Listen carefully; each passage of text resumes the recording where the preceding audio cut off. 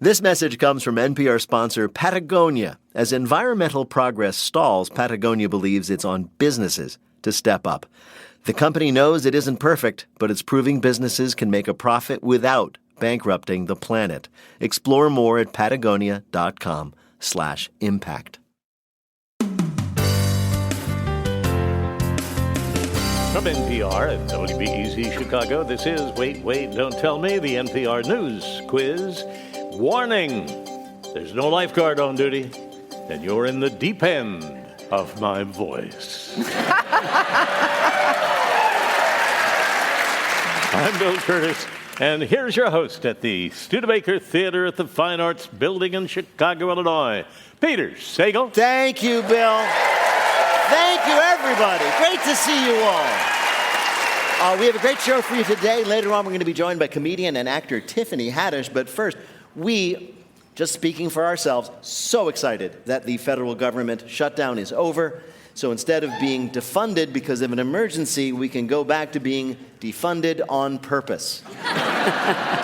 But somehow our phones still work, so call in to play our games. The number to call is 1-888-WAIT-WAIT. That's 1-888-924-8924. Let's welcome our first listener contestant this week. Hi, you're on Wait, Wait, Don't Tell Me. Hi, I'm Sophia, calling from Los Angeles, California. Hey, how are things in beautiful L.A.? A little rainy, but good. Yeah, well, that'll be good for you, I know. What do you do there? I'm an engineer. You're an engineer. Ooh, I love engineers. What sort of things do you engineer? I work in an aerospace company doing a new space station. Oh. No, wow. Really? You mean like a totally different space station than the one we have? Yeah. Wow, I didn't know we were getting a second one. Yeah, you know what? Trump cut a wing off of the other one.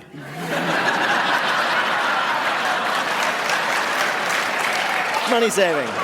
Well, welcome to the show. Sophia, let me introduce you to our panel this week. First up, he's a comedian and fashion designer. You can see December 13th in Chicago at the Kimball Arts Center for the Birthday in Babylon extravaganza. It's the Prince of Bronzeville, Brian Babylon. Next, she's a feature writer for the Washington Post. It's Roxanne Roberts. Hello, Sophia. And finally, a comedian you can see New Year's Eve at the Palace of Fine Arts in San Francisco. And, of course, she is the host of the weekly podcast, Nobody Listens to Paula Poundstone. It's Paula Poundstone. So, Sophia, welcome to the show. You're going to play Who's Bill this time. Bill Curtis is going to read you 3 quotations from this week's news. If you can correctly identify or explain just 2 of them, you will win our prize. Any voice from our show you might choose on your voicemail. You ready to go? Yep. All right. Your first quote is from an email about President Trump that was in the news this week. He is the dog that did not bark. After months of people demanding that they be released, that was one of the thousands of emails released this week. From the account of whom? Would that be Epstein? That would be Jeffrey Epstein, yes. You can applaud for her.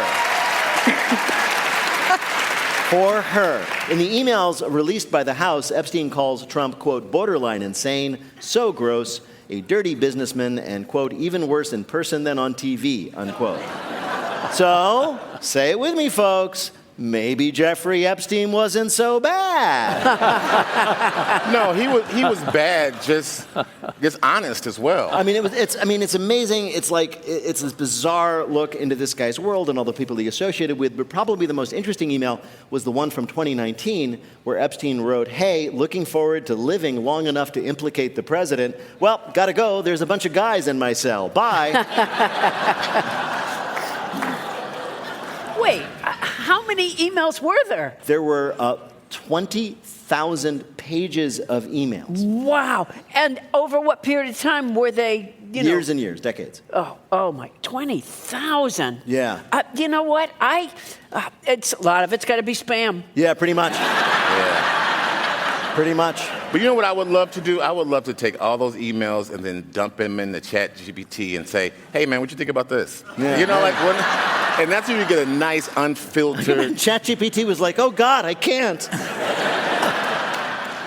Sophia, here is your next quote. It's a wonderful life, the sound of music, and ordinary people. That was from a list of somebody's favorite movies released before a big event with Hollywood luminaries at the Vatican this week. Whose list was it? The Pope? The Pope, yes! This week, Pope Leo released a list of his favorite movies. It was Life is Beautiful, The Sound of Music, It's a Wonderful Life, Ordinary People, and, this is weird, anything with Sydney Sweeney. Is that true? Well, actually, no. It was just the 4 movies. That's a weird list, man. Really, you think? I don't think so. I think I it's a mean, good list. isn't he from the South Side? He is. I think it's a list that a guy who appears to be a godly person would pick. Yeah. Like he's- PR list. Right. No. If he had put Die Hard in there with the rest of those movies, I'll be okay. Like, Life is Good, Sound of Music, Die Hard, Ordinary People. I'm like, all right. Yeah, or like Fast and the Furious 7. Like that. Yeah. You know, just a little human touch. No, that's trash. Like, a legit. I am not remotely upset nor baffled by the Pope's list of movies. These are good movies. What was And Ordinary fine People movie. about? a What was Pope- Ordinary People about? It's a family drama set here in Ordinary Chicago. People It's a is- Chicago movie, Yeah, North well, Shore, Maybe Chicago. that's why he was such a fan of it. But these are good movies, and a Pope, he's, he started out just as a priest, right? I believe, yes, Right? that is a requirement to be Pope. Okay. It's not like if you want to be a Pope, if that's your ambition, you pretty much have to start as a priest. I thought maybe it was like the Supreme Court where you could just have come in. Yeah. There's no actual, there's no law that says the Pope Right. has to be a priest. It Yeah, could be a plumber. right, exactly. Or I used Hairstylist. I used to manage an international house of pancakes. Yeah, and, I'm just naturally good with people. Also a service organization. Yeah. All right, Sophia, here is your last quote. As a Lake Ontario girlie who's worked on ships, this day is high-key my jam. That was a woman on TikTok, one of many young people commemorating the 50th anniversary this week of the wreck of what? The Edmund Fitzgerald. The Edmund Fitzgerald, yes. The hottest thing on TikTok right now is a 1975 shipwreck. Young people gathered in clubs and bars on Monday to commemorate the anniversary of the tragedy on Lake Superior. As always, it just seems the two things that crosses our society across generations, the two things are what color is this dress and big ship go down.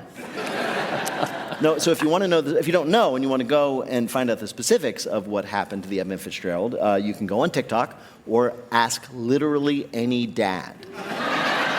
It sank. It did. Was it like a 6 and a 7 clash together? No. No. Here's the thing, though, and I love this, that I found out by virtue of these young people on TikTok and their commemorations. The company that built the ship, way back when, named it after their own president, Edmund Fitzgerald, even though he begged them not to, right?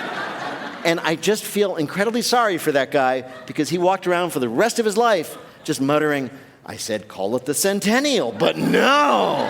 Yeah, that's how the guy who made the new Cracker Barrel logo feels. Yes. Yeah. Two, I believe, equivalent disasters in American history, right? Yeah, very. 50 years from now, they'll be commemorating that on TikTok, or Yeah. what's left of it. Ask any TikTok historian. There are parallels. Yes, it's true. Bill, how did Sophia do in our quiz? Smart engineer there in Los Angeles. She got them all right. All right. Wow. Sophia, thank you so much for playing. Take care. Yeah, thank you, Ethan.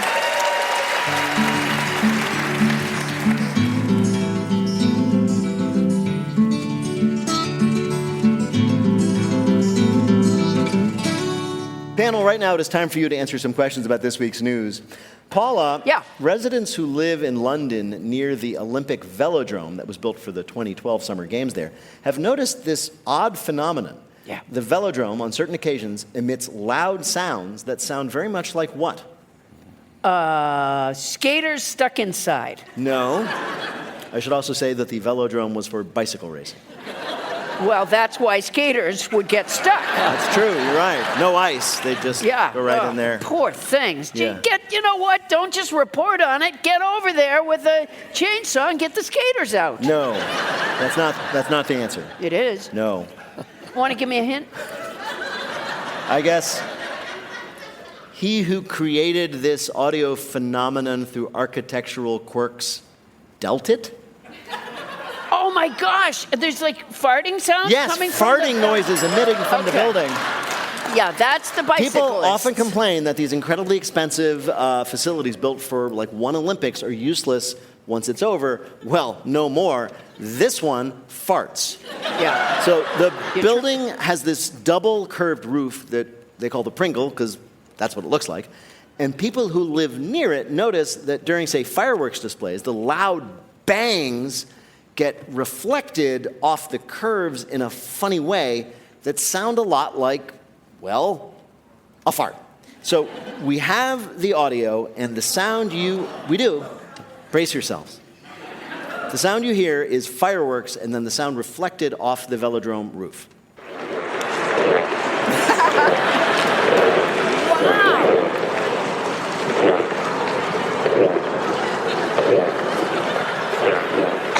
Wow. Right. Well, you know what? That's accurate. Yeah, right. That's It's accurate. childish. No, that could be a lot of noises. That could be frogs. No. That No. could be No. that could be some type of duck mating.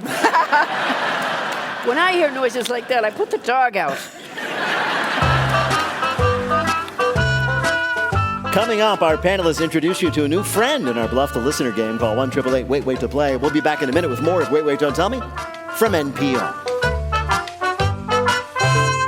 Hey, it's Peter. Now, if you are anything like our typical fan, you must be an enthusiastic evangelist for our show. You tell everybody about it. You grab strangers on the street. You lean into cars with open windows and say, hey, have you ever heard about, as they drive away. There's a much simpler and less dangerous way to spread the news about our show if you're a fan.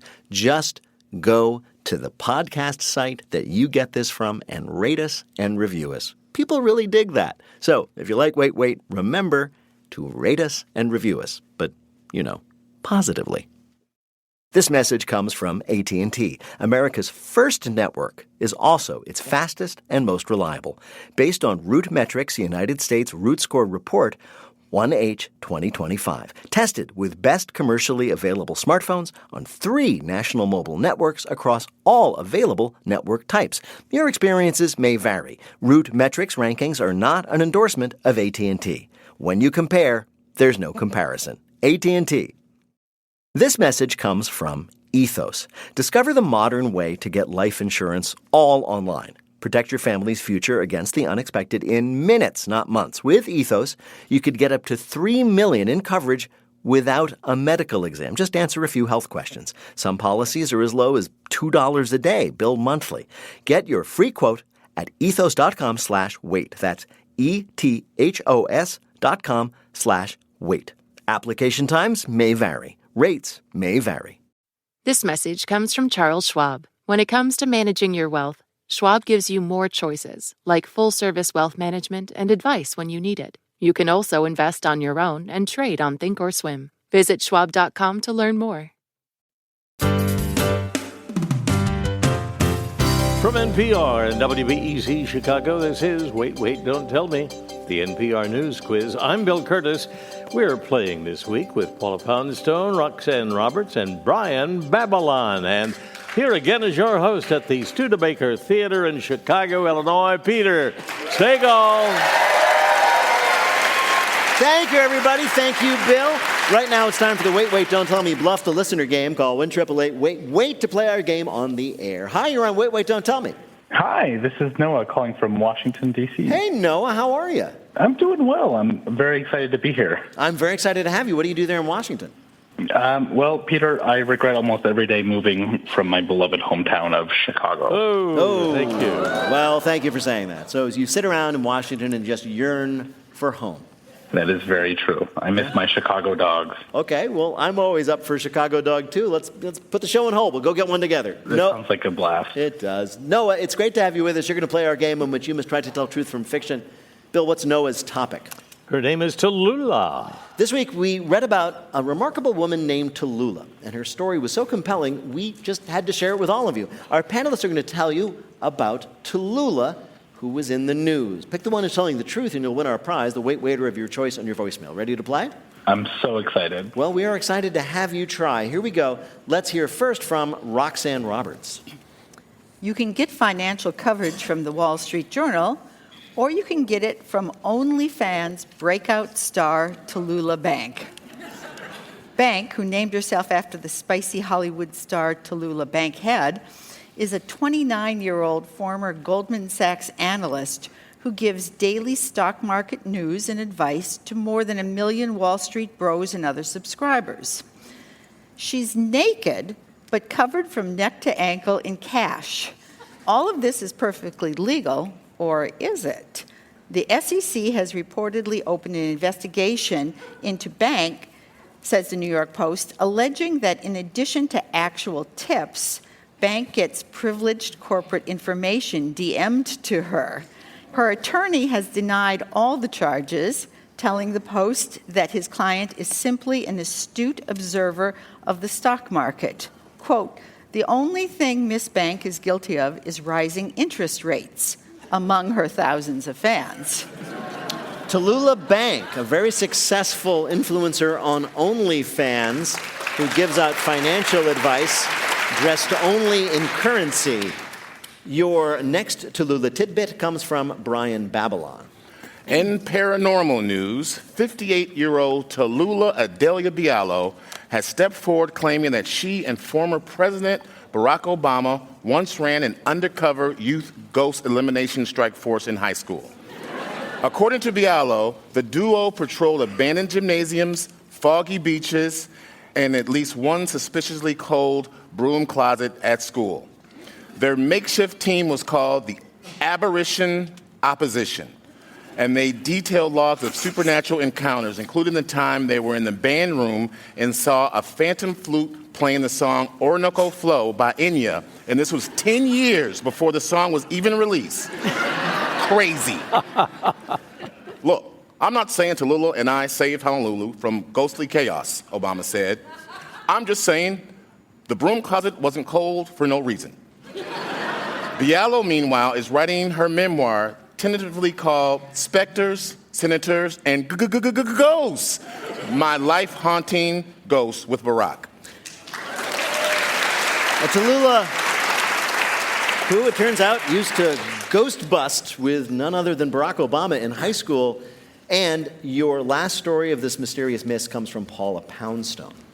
After eye surgery to remove scar tissue due to retinopathy caused by type 1 diabetes, Mark Bryan was beset by visual hallucinations of a large set of Baywatch-style breasts.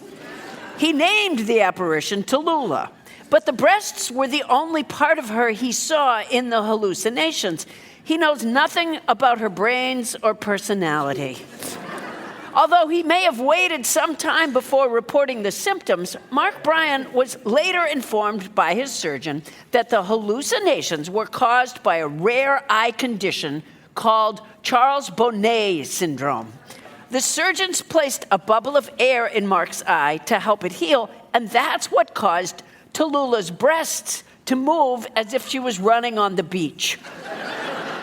As news spreads of this side effect of eye surgery to remove scar tissue due to retinopathy caused by type 1 diabetes, doctors may well be concerned about an unstoppable, unhealthy increase in sugar intake among the male population. Cinnabon may well hire Mark Bryan as their spokesperson if he is not already the new face of Little Debbie, Little Marky. All right. One of these is the Tallulah we found in the week's news. Was it from Roxanne, a financial influencer on OnlyFans named Tallulah Bank? From Brian Babylon, a woman named Tallulah who claims accurately that she used to ghost hunt with Barack Obama in high school? Or from Paula Poundstone, eye surgery leads to a man hallucinating a Baywatch babe he named Tallulah. Okay, which of these is the real story of Tallulah in the week's news? I want to give it to Paula's Baywatch breasts, but I do think it's the OnlyFans So you think model. it's Roxanne's OnlyFans model, Tallulah Bank. Okay, well, to bring you the real story, here's somebody who had some expertise on it. The hallucinations I've heard are usually landscapes, colors, animals. I have not heard of giant breasts. That was Siobhan Midgley, a vision rehabilitation teacher in the Chicagoland area, an expert on Charles Bonnet syndrome, talking about the man who really did see a woman he called Tallulah, or certain parts of her, wherever he looked for weeks at a time. I'm so sorry, Noah. You should have gone with your instinct, and you should never, ever trust Roxanne. Accurate. Oh, so many men she has led to their doom with her wiles. But you won a point, however, for her, which is all she lives for. So thank you so much for calling and playing, and come back home soon. Yeah, thank you so much. Take care. Take care. Bye-bye. Thank you. Bye-bye.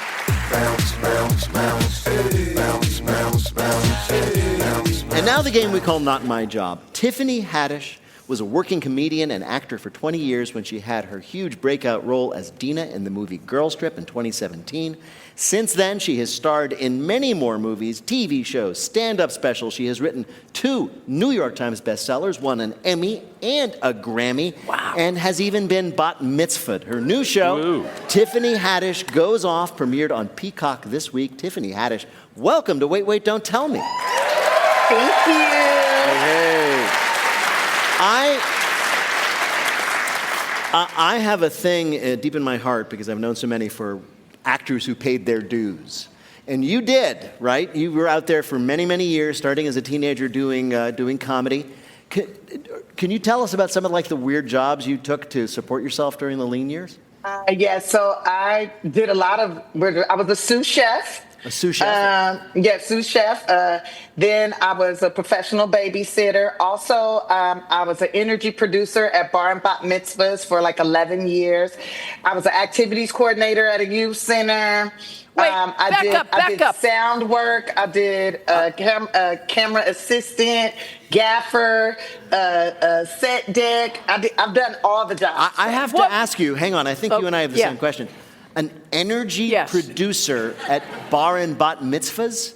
Yeah, I did bar bat mitzvahs, executive parties, Christmas parties, Hanukkah parties, funerals, you name it. My job, produce amazing energy. So wait a minute. So you were kind of a hype woman? You were got the crowd hyped up?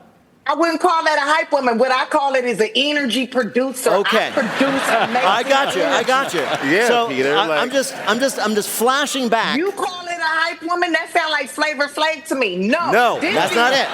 Okay. Amazing energy. All right, let me try This is make grandma, grandpa get up out the chair. The energy so good they got to start dancing. All right, I do actually. So I'm thinking back many, many years to my own bar mitzvah. This was a very long time ago, and I did not have an energy producer of any kind. And it was a boring party, wasn't it? It was pretty dull. I'll be honest. It was pretty dull. So Peter. it's too late now.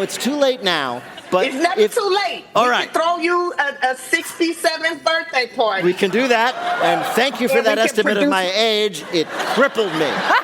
But first of all, so if you had been at my bar mitzvah many years ago, how could you briefly demonstrate how you would have energized the party so it was not the drab synagogue assembly room experience that it was?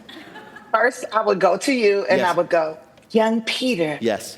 Please take my beautiful brown hand and follow me, darling.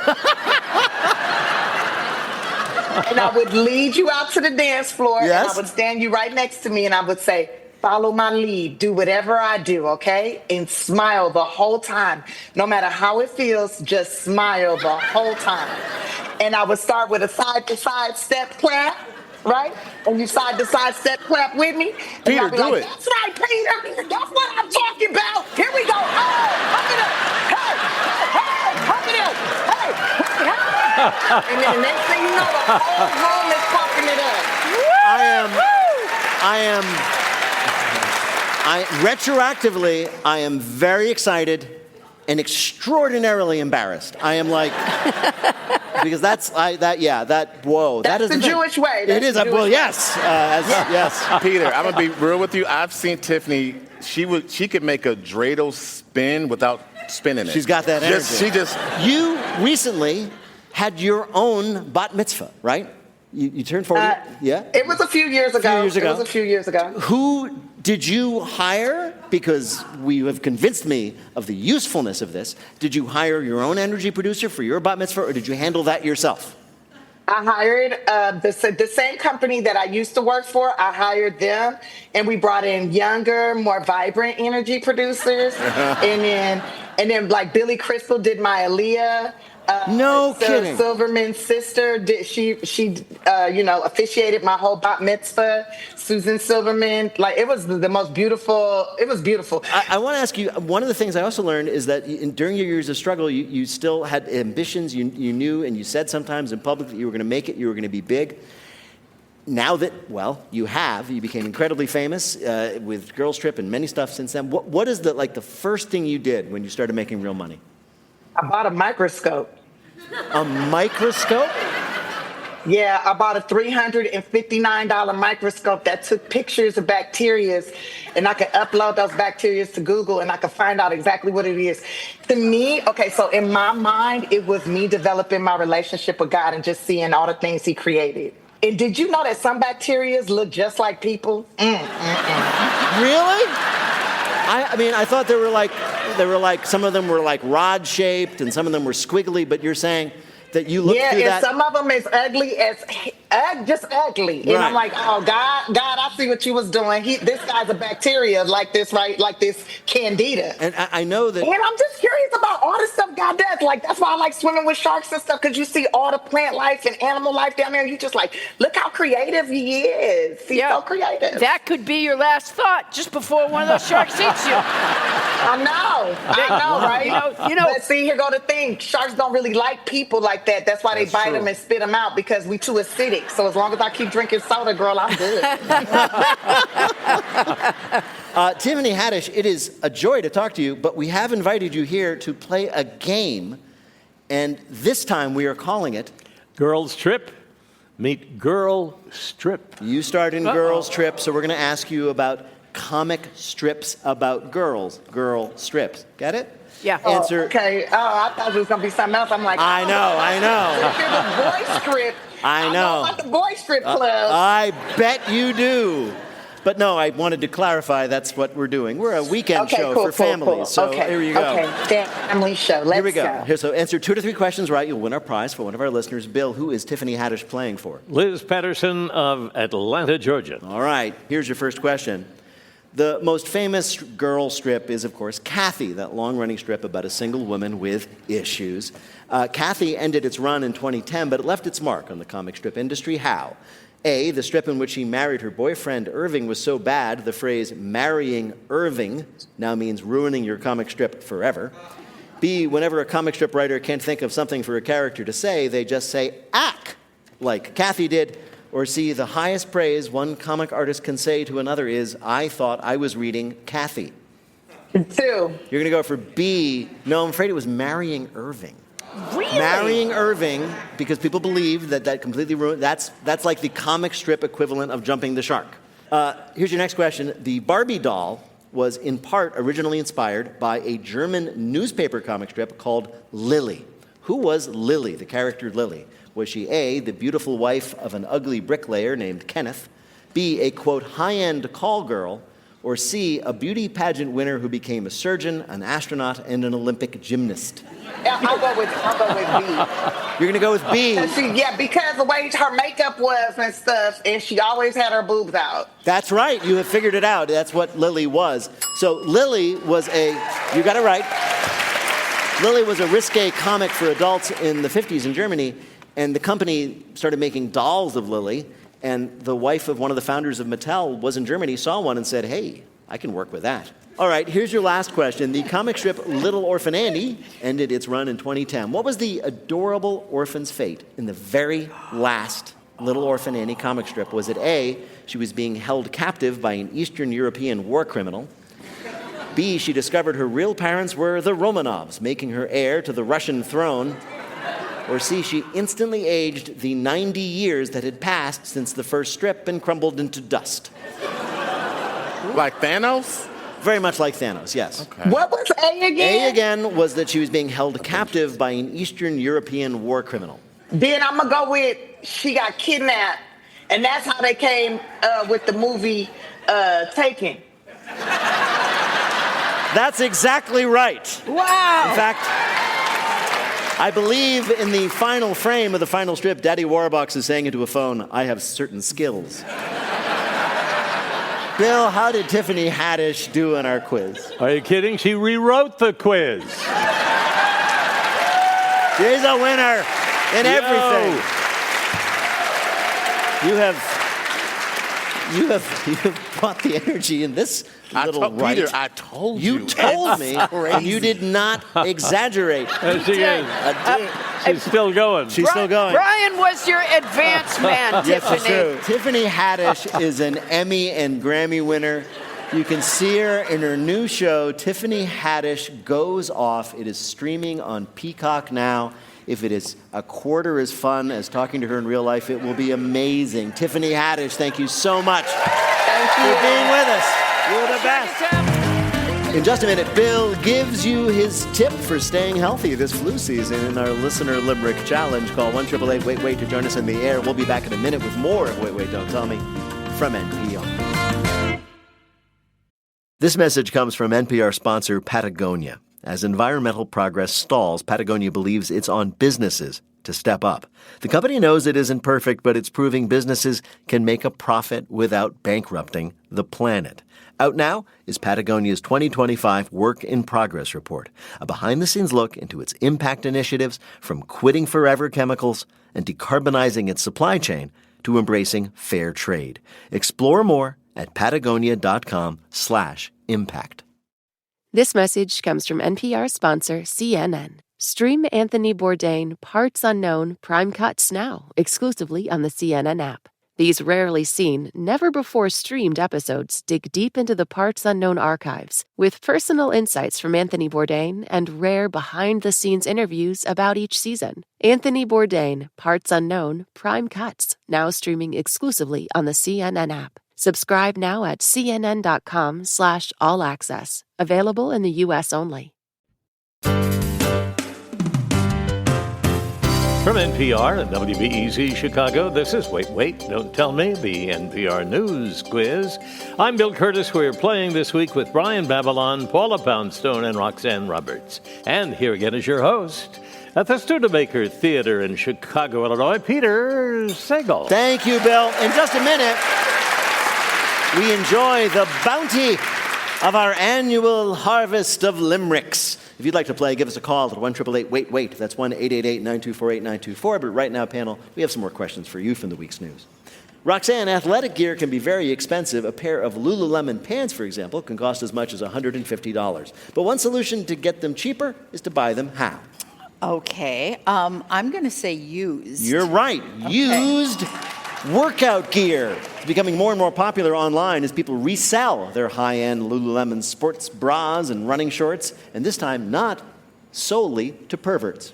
Yeah, that sounds like some OnlyFans action. Yeah, it does, actually, yeah. A lot of times with eating pants, or I like to call them yoga pants or eating pants. Eating pants? Oh, you mean eating? Eating. Like, Eating. let me get my eating pants on because I got a lot of room in them. But it's like, I've noticed like a lot of times those in the thighs, they're real rubbed in. It's like they're all napped up. They get peely. They get real peely. Okay, Peter is a runner. His thighs don't even know each other. Wow. Oh, would that it were so. I would only trust this if you got with the clothes a detailed description of what the person who had owned them before did with them, right? Oh, they were just your lounge around pants? Fine. Oh, you went to hot yoga in them once? Burned them. You are talking as if you're not aware that you can wash clothes. But, Paula, what I'm talking about ain't no washing gonna help. When your thighs rub together, you can't wash that away. No.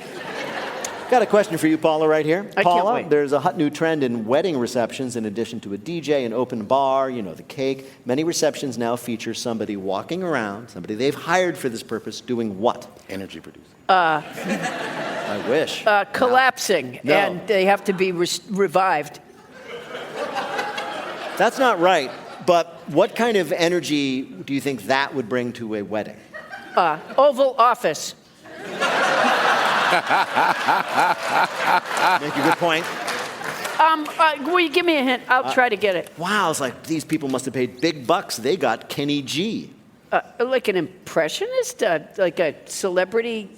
Person. No, like Kenny G. Kenny G. What does Kenny G do? He plays the saxophone. Yes, playing the saxophone. They Wait, walk- just the sax? Right, just the saxophone. If you wish your big day sounded like the loudest parts of a Bruce Springsteen song, we have the wedding service for you. More and more weddings are featuring a, quote, loose saxophonist at the reception. And by loose, we just mean, wandering around without a band or anything. But yes, he will also be sleeping with your most desperate bridesmaid. A loose saxophonist. A loose saxophonist. That's such I love that phrase. As in saxophonist on the loose. Yeah, loose saxophonist. Why are these couples asking for a saxophonist? Brides are like, I always pictured that on my wedding day there'd be somebody there, both balding but with a ponytail, and this seemed like the simplest way to do it. Because they want that slightly mournful Edmund Fitzgerald energy. Well, I mean, you're limited by the fact that they're loose. I mean, you're not going to have a loose kettle drum player. That's true. But I think saxophones are very sexy. You But, do? I mean, Yeah, the beginning of Careless Whisper, is that what they're doing? Like, Maybe. I think it's I mean, that's the only time I'm trying to think of like the heat is on, like the heat is up, but when it winter, no winter, winter. I'm trying to think of all the songs that demand sax energy, and I can't match it up with a wedding reception. When Yeah. you're trying to get turned up, sax ain't it. Cocaine is. Yeah.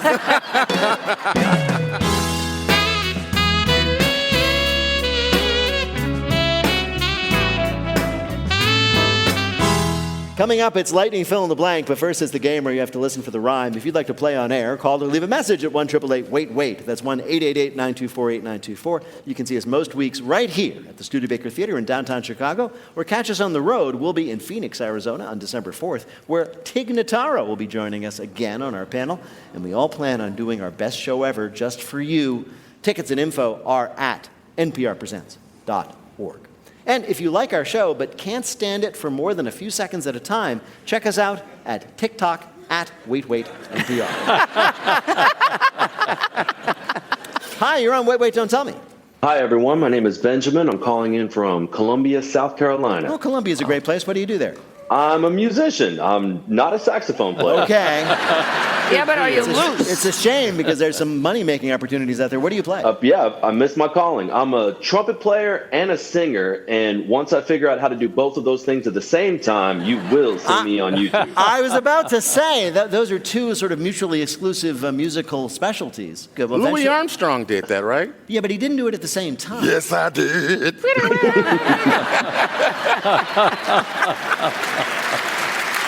Well, Benjamin, welcome to the show. Bill Curtis is going to read you 3 news-related limericks with the last word or phrase missing from each. If you can fill in that last word or phrase correctly in 2 of the limericks, you'll be a winner. You ready to go? Let's do it. All right, here is your first limerick. Those birds with long wings and a wee skull can steal food and squawk and still be dull, but sound like Bill Curtis and they will not hurt us. A deep voice will scare off a Seagull. Seagull, Yes. yeah. A recent study has discovered that talking to seagulls in a deep voice will stop them from stealing your food. But be careful. Many of us have found out the hard way that this is also how you turn them on. Get out of my chips. Pretty much. Pretty much. And But Paula, before yeah. you ask, this study, this is how they did it. They took a closed Tupperware container of French fries and they put it on the ground. And when seagulls approached, a recording either played a neutral bird song, that's the control, right? Or a recording of a loud male voice playing at different volumes. Speaking made them walk away. Shouting made them fly away. Conversely, speaking to them after inhaling helium made them eat your face. Because seagulls are savage. There's a video floating around where there's a seagull that's flew down and took a lady's full steak. Wow. A steak. A steak. That's not a mouse. That's a full steak. So, hey, get away from my steak, seagull. I don't know if that would have worked because that seagull was dedicated. That was, yeah. Here is your next limerick. To dreamland I'd like to embark. So this shower is hitting the mark. I'm embracing the night by killing the lights. I'm washing myself in the dark. Yes, in the dark. Dark showering, literally showering in the dark, apparently can calm your brain and allow for a better transition to sleep. And if you slip on something in the shower that's dark and crack your head, a much faster transition to sleep. Sounds like a safety hazard. Definitely a safety hazard. No, dark showering is very relaxing and very pleasant until you hear a voice from the darkness say, hey, can you pass the shampoo? Like I can see the Geico gecko saying, that's not a good idea. Yeah. He's in there too? Yeah, but for insurance purposes. It's like your premium's going to go up. But he was in there looking, though. That was the weird part. Looking up, man. I don't like it. I don't like it. All right, Benjamin, here is your last limerick. real doctors. Oh, heck, what do they know? I will not take meds on their say-so. Raw and sliced for a rash, for a cold, cooked and mashed. I fill up my socks with... I'm going to need that one again. The only thing that's coming to my brain is Drano, and I'm don't put Drano in your socks. That's very important. Don't do that. Here we go. Real doctors, oh, heck, what do they know? I will not take meds on their say-so. Raw and sliced for a rash, for a cold, cooked and mashed. I fill up my socks with... Aha, potato. Potato, yes. Good going. If you get your medical advice from TikTok, you've heard that the best way to cure a cold is to put a slice of raw potato on your sock before bed. I thought this was the dumbest thing I'd ever heard, but then someone explained you're supposed to then put the socks on your feet. The theory is that pressing a cut potato against the skin draws out toxins from the body. But according to a leading pediatrician interviewed by the Washington Post, that does not work.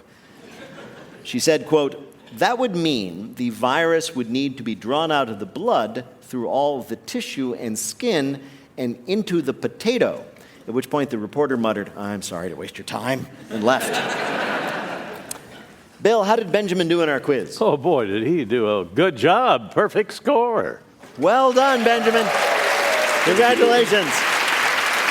And good luck on finding that moment when you can sing and play the trumpet at the same time.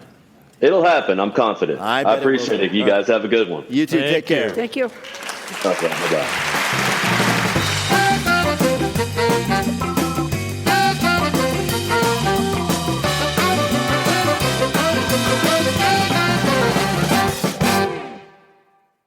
This message comes from NPR sponsor SAP Concur. AtriCure is a healthcare company that develops technologies to treat atrial fibrillation. Senior manager LaTora Jackson shares how SAP Concur solutions help her team manage travel and meet their patients' needs.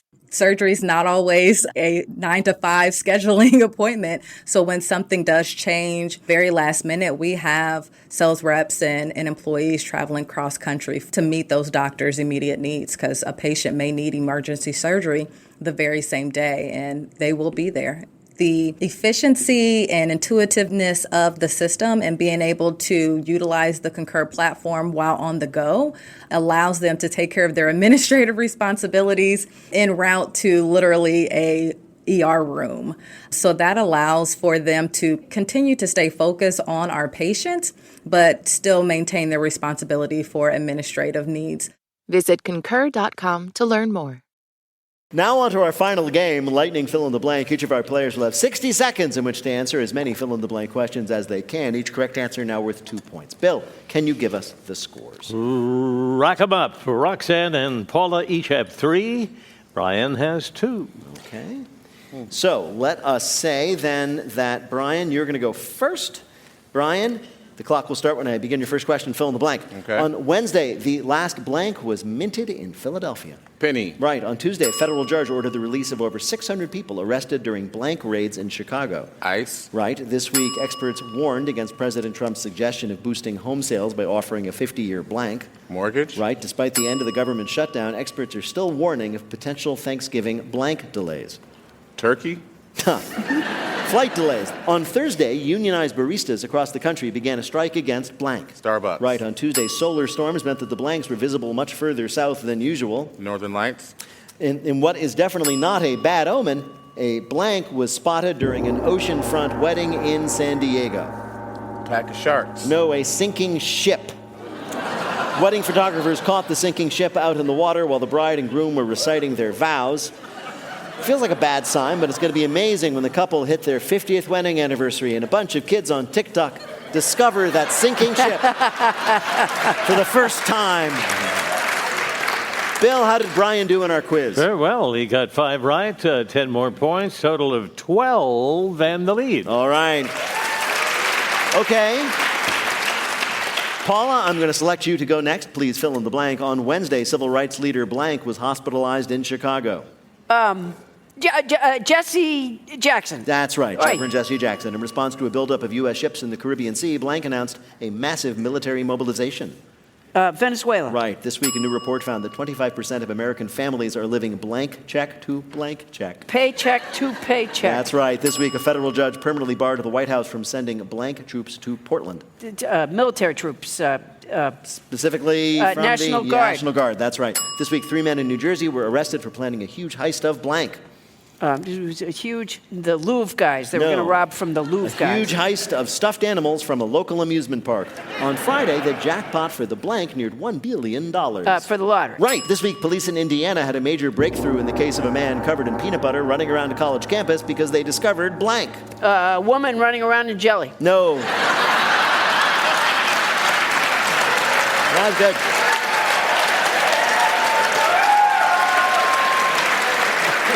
That's actually that would be like the plot of such a great romantic comedy. They just keep missing each other, right?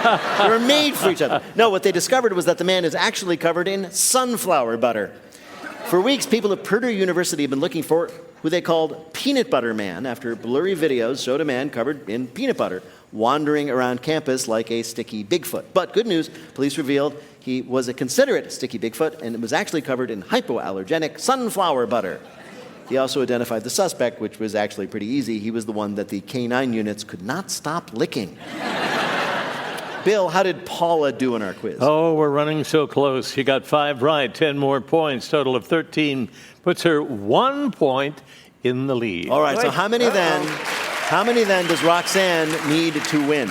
5 to tie, 6 to win. All right, Roxanne, here we go. This is for the game. Fill in the blank. On Monday, President Trump floated the idea of paying Americans $2,000 from the money collected for blanks. Tariffs. Right. On Tuesday, Jack Schlossberg, the grandson of blank, announced he was running for Congress. John F. Kennedy. Right. This week, the National Transportation Safety Board arrived in Louisville to determine the cause of a UPS blank crash. The plane crash. Right. According to a new study, listening to music most days could help guard against blank later in life. Dementia. Right. This week, police in Canada said that the men who stole a bus and took it on a joyride there blanked.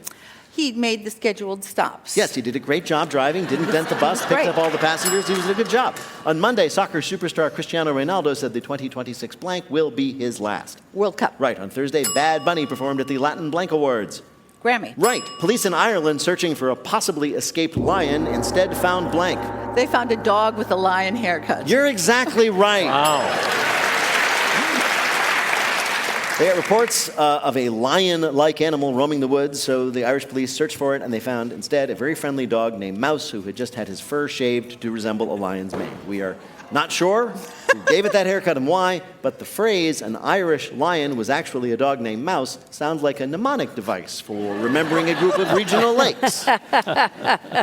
Bill, did Roxanne do as well as I thought she did? She's off the scale, 8 right, 16 more points, 19 wins. She came, she saw, she did what she usually does.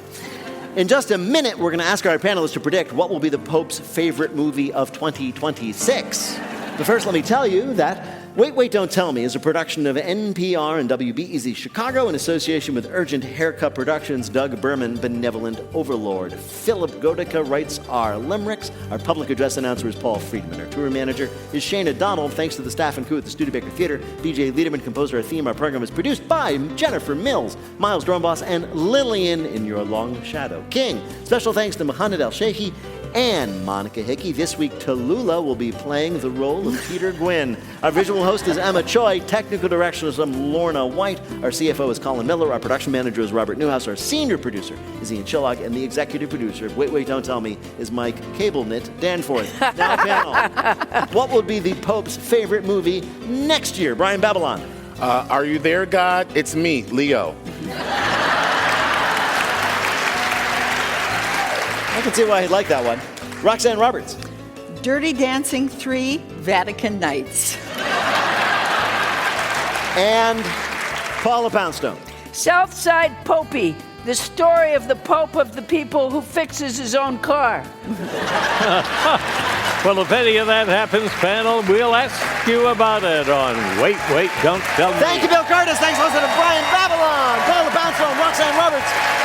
Thanks to our fabulous audience here at the Studebaker Theater in beautiful downtown Chicago, Illinois. Thanks to all of you for listening, wherever you may be. I'm Peter Sagal. We'll see you next week.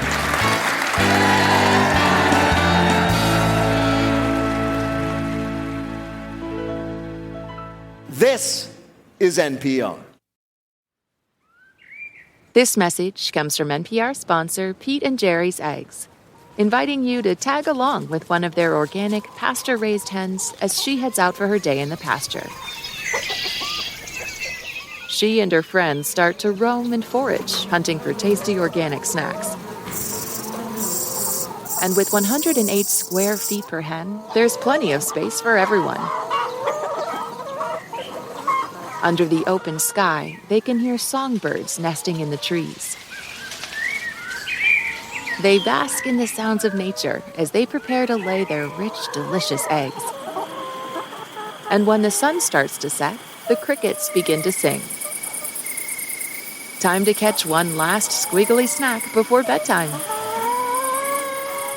To learn more about Pete and Jerry's organic pasture-raised eggs and the certified humane farms where their hens roam, visit peteandjerrys.com.